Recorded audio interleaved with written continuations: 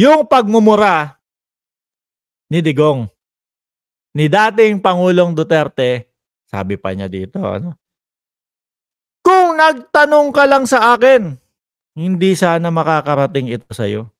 Ang galing, ano? Kung nagtanong ka lang sa akin, hindi kita mamumura ng ganito. Oh. Hindi ko na ipaparinig sa inyo, mga kababayan, no? Ikukwento ko na lang sa iyo.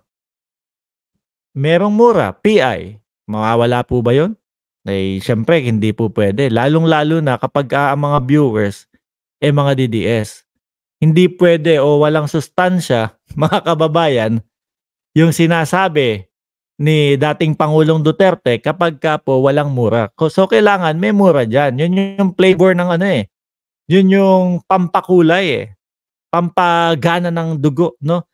Ng mga DDS, mga kababayan. PI ka. Oh, ganoon. Tapos, second year college lang ang natapos mo. Ayan, mga kababayan. Pero po ako, mga bossing, tipo bang parang ano eh,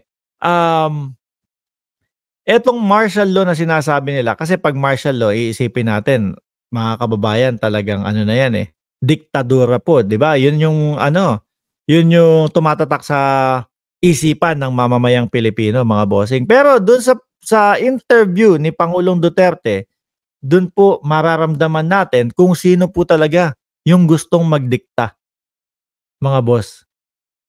Tingnan niyo yung si Digong, mga kababayan. Wala na sa pagkapangulo, no? Hindi na siya yung nagpapatakbo ng bayan, pero gusto niya sundin siya ni Pangulong Bongbong Marcos. Kailangan style niya yung mangyari. Oh. Di po ba?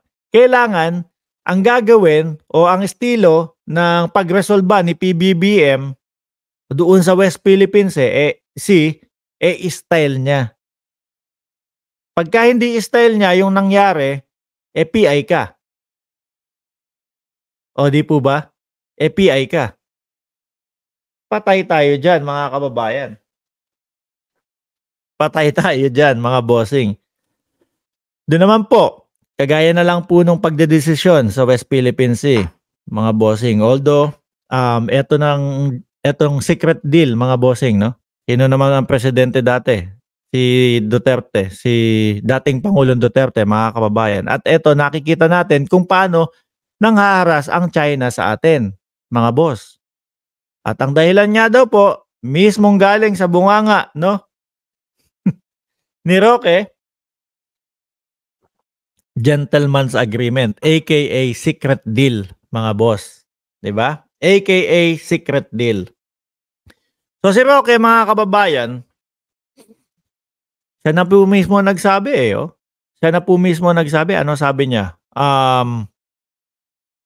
Kasi po etong pamumuno ni Marcos, winawagayway yung pagpapaayos ng barko no? Hindi marunong dumiskarte etong gobyerno ni Marcos.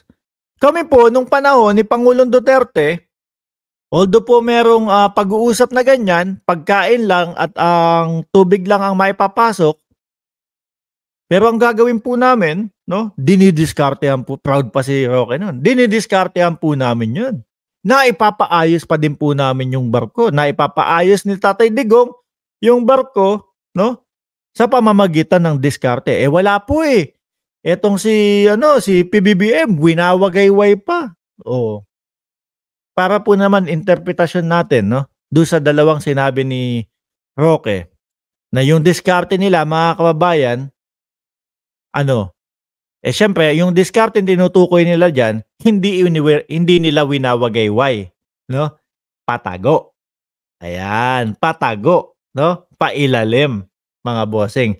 Nagagawa yung barko ng patakot o may kaba na baka tayo mahuli, mga kababayan. Kasi sunod-sunuran sa China, mga bossing. Unlike po PBBM, hindi ako papayag niyan. Hindi tayo papayag niyan, mga boss. Kasi barko natin yan. Nag-iisang stand natin yan sa West Philippine Sea.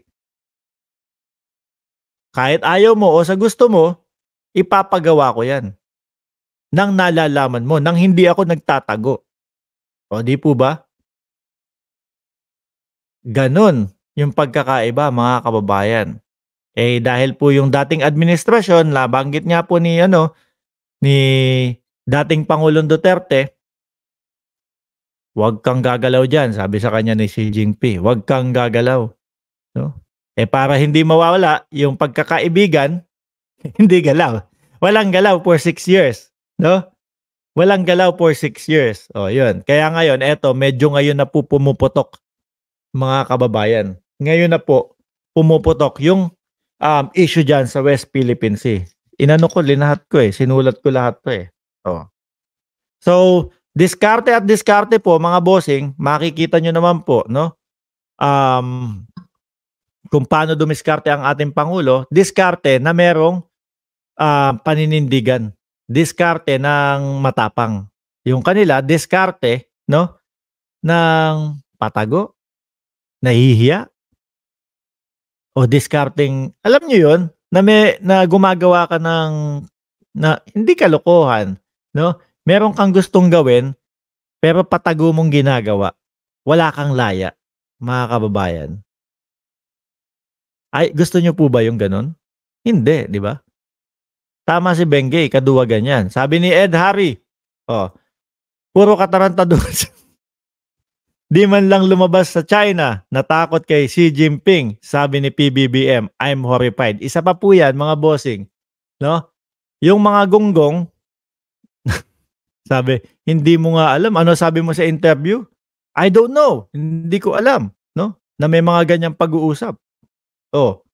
Pero yung narinig kong idea, I'm horrified. So, pilit nilang pinagtatawanan ang ating presidente, mga kababayan, dahil daw po hindi mo nga alam eh, tapos you're horrified po. Ibig sabihin ng ating Pangulo doon, mga kababayan, hindi ko nga alam na may ganyang secret deal eh. No?